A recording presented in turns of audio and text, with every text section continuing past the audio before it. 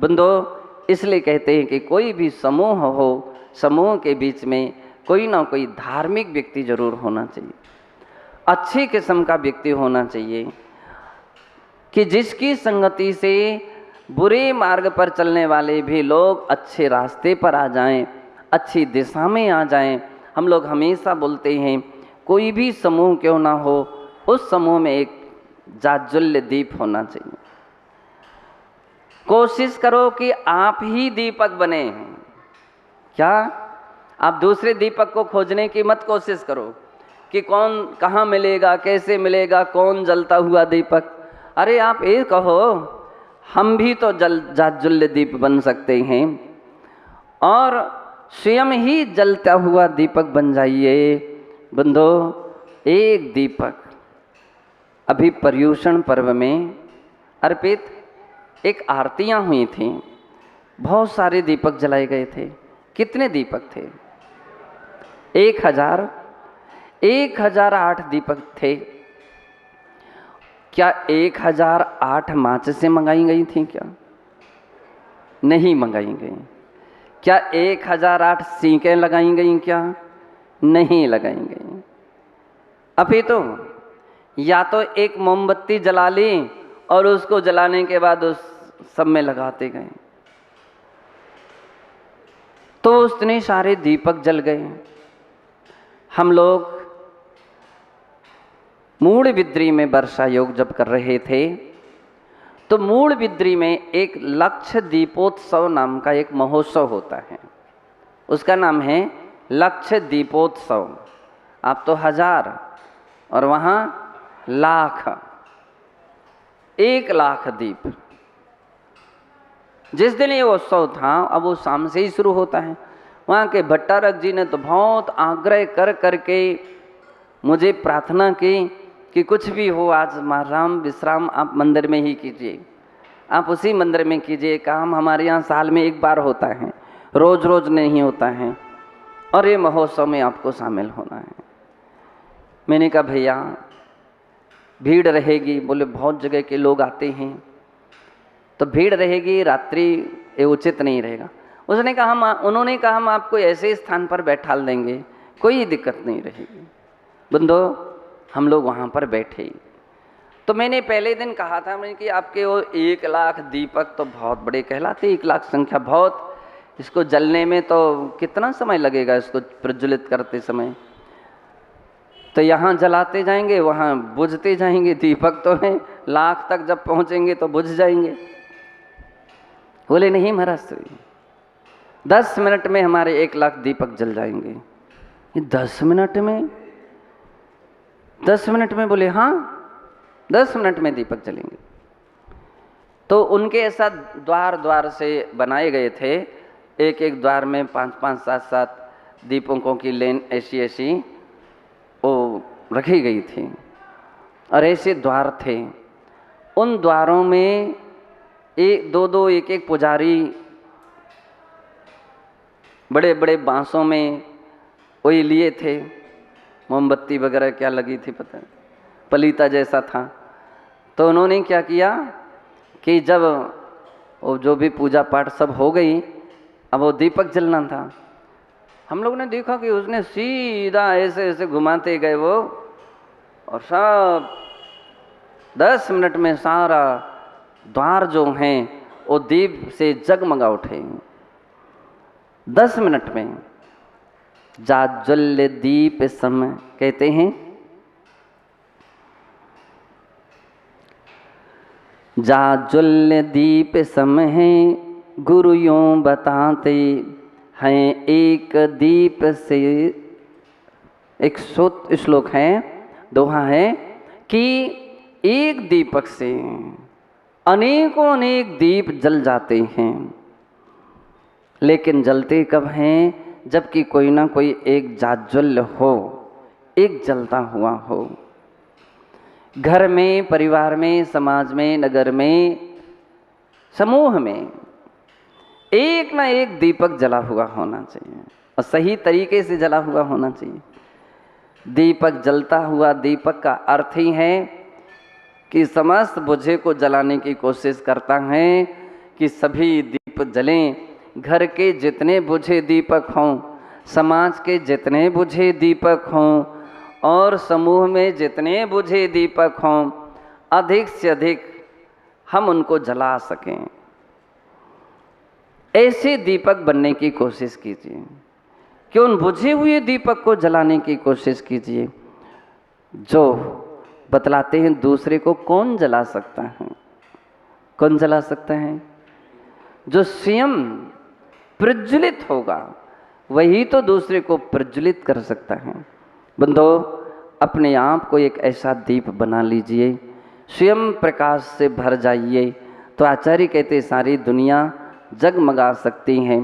सारी दुनिया में दीपावली उत्सव हो सकता है, केवल एक परमात्मा प्रकाश रूपी प्रकाश से आप जुड़ जाएं, अरहंत देव की वाणी से आप जुड़ जाएं, तो आचार्य महाराज कह रहे हैं कि आप स्वयं ही क्या कर दोगे? स्वयं प्रकाशित हो जाओगे। और कैसा प्रकाश करोगे? लोकालोक वर्ती, लोक को भी प्रकाशित करोगे और अलोक को भी प्रकाशित करोगे। इस प्रकार की महिमा आचार्य महाराज ने इस छंद के द्वारा बतला करके बंधो हम सबको ऐसी प्रेरणा दी है कि हम एक बुझे हुए दीपक ना बने रहें, अपना जीवन अपनी जिंदगी बुझे हुए दीपक में ना गुजरे, हम जाज्वल्य हों और कल के ऊपर ना छोड़ें कि हम कल जल जाएंगे, परसों जल जाएंगे। नहीं, कल किसने देखा है, परसों किसने देखा है। इसलिए बंधो, पूज्य आचार्य महाराज का तात्पर्य है कि अपने दीपक को ऐसा जला दीजिए कि जो सदैव सदैव लोकालोक को प्रकाशित करते रहे और अनेक अनेक बुझे दीपकों को जलाए। ऐसा इस गाथा का तात्पर्य हुआ। बंधो, पूज्य आचार्य महाराज यहाँ पर इस बात के लिए बतला रहे हैं कि साहित्य में एक पुनरुक्ति नाम का दोष माना गया है। पुनरुक्ति का अर्थ होता है कि एक बात के लिए द्वारा या बार बार कहना, उसे पुनरुक्ति दोष कहा जाता है। और ये दोष इसलिए है कि आप द्वारा क्यों कह रहे हो, डबल क्यों कह रहे हो, बार बार क्यों कह रहे हो। सत्य है कि श्रोता दो किस्म के होते हैं। एक प्रबुद्ध श्रोता होते हैं, जिसलिए शास्त्रों में मेधावी शिष्य ऐसा कहा जाता है। मेधावी यानी बुद्धिमान शिष्य। और एक वो श्रोता होते हैं जो मंद मेधावी होते हैं, मंद बुद्धि होते हैं, जिनके लिए कम ज्ञान होता है। आचार्यगण सर्वानुग्रह गुणधारी होते हैं। सर्वानुग्रह क्यों? संघ में, समाज में या समूह में ऐसा तो नहीं है कि सभी विद्वान ही हों, सभी बिल्कुल बहुत बड़े ज्ञानी ही हों। तो आचार्य महाराज कहते ऐसा नहीं है। बुद्धिमान भी होते हैं तो कम बुद्धिशाली व्यक्ति भी होते हैं। और जब ऐसे दोनों किस्म के शिष्य या भक्त शिक्षा धारण करते हैं, ग्रहण करते हैं, तो बंधो वे सामान्य भाषा में अपना कथन करते हैं। सामान्य कथन जो विद्वानों को भी समझ में आए और मंद बुद्धिशाली शिष्यों को या भक्तों को भी समझ में आए, दोनों के लिए इस प्रकार के शब्दों का प्रयोग करते हैं।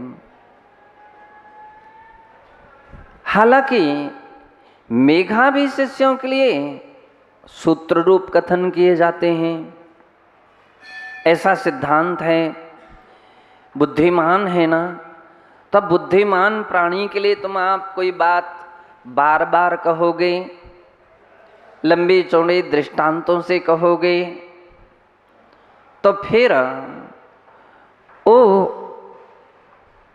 परेशान हो सकता है, वो विचलित हो सकता है, आपकी बात सुनने से समझने से वो आनाकानी कर सकता है कि मेरे पास तो थोड़ा ही समय है, आप थोड़े समय में अपनी बात कह दीजिए।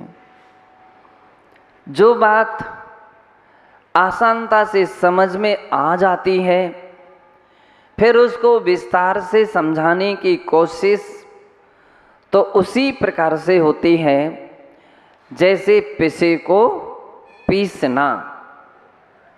न्याय की भाषा में पिष्ट पेषण न्याय एक होता है।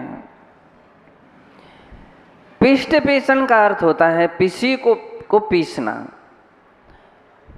सत्य है, जो पीस लिया गया है, अब वो पीस चुका है, फिर उसको पीसना कोई औचित्यता नहीं रखता है, कोई महत्व नहीं रखता है।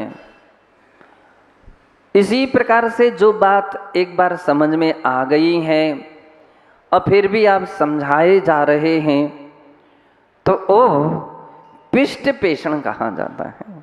कुछ लोगों की ऐसी आदत रहती है जो ज़्यादा बाचाल किस्म के होते हैं, ज़्यादा बोलने वाले होते हैं, तो भी अपनी बात को इतनी खींचते चले जाते हैं कि सामने वाला बिल्कुल सुनने से इनकार करने लगता है, मना कर देता, बस बस हम समझ गए। बंधु, इसलिए कहा जाता है कि साधु जनों के लिए उचित और सीमित शब्द बोलना चाहिए। भाषा समिति का जहाँ व्याख्यान है, वहाँ हित, मित और प्रिय ऐसे वचन का प्रयोग किया जाता है। साधुजन हितकारी हो, सीमित वचनों में बात कहना चाहिए, थोड़े वचनों में बात कहना चाहिए, लेकिन इतने भी थोड़े ना हो कि उसको समझ में ही ना आ पाए, सामने वाला समझ ही ना सके। तो सामने वाला समझ सके इतने शब्दों का प्रयोग करना चाहिए।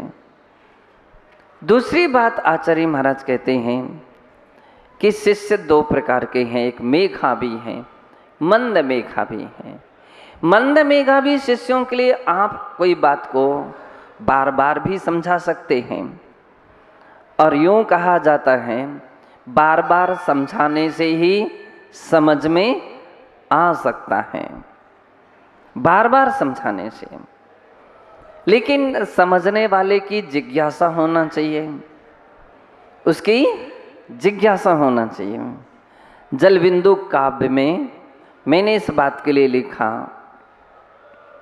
कि यदि समझने वाला समझना चाहता है और उसे एक बार समझ में नहीं आती है, तो मैं दोबारा समझाऊंगा। 2 बार भी उसके लिए समझ में नहीं आती है, मैं 4 बार समझाऊंगा। 4 बार भी समझ में नहीं आती है, मैं उस बात के लिए 100 बार भी समझाऊंगा। क्यों? क्योंकि वो समझना चाहता है। जो समझना चाहता है उसे आप 100 बार भी समझा दीजिए, और एक बार भी उसको समझ में आ गई तो आपका 100 बार का समझाना सार्थक और सफल है। और यदि समझना नहीं चाहता है तो उसके लिए आप कितनी भी बार समझा दीजिए, एक बार भी समझाना व्यर्थ है। क्यों? वो समझना नहीं चाहता है, तो उसको एक बार भी समझाना व्यर्थ है, कोई महत्व नहीं रखता है। बंधु, जो कवि लोग होते हैं, कविताएं लिखते हैं, तो बहुत सारे ऐसे भी कवि होते हैं कि वो लिखते हैं तो लिखने का वो प्रैक्टिस भी करना चाहते हैं, तो उनके लिए आवश्यकता होती है सुनने वाले की, सुनने वाले की, कि मेरी इस कविता को व्यक्ति सुने और महसूस करता है कि कविता मेरी कितनी अच्छी है, तो कोशिश ऐसी करता है। लेकिन सुनने वाला तो ध्यान से सुन लेता है। अब जो कोई सुनने वाला नहीं मिलता है उसको जब, तो फिर ना सुनने वालों की खोज करता है, कोई मिले तो सही। यूँ कहते हैं कभी तो स्वयं चाय पिला करके कविता सुनाते हैं, सुनने वालों की खोज करते हैं, यानी जेब से पैसा खर्च करके वो अपनी कविता को दुनिया को सुनाते हैं। अब लेकिन जो सुनना ही ना चाहे तब फिर क्या करे, किसको सुनाए?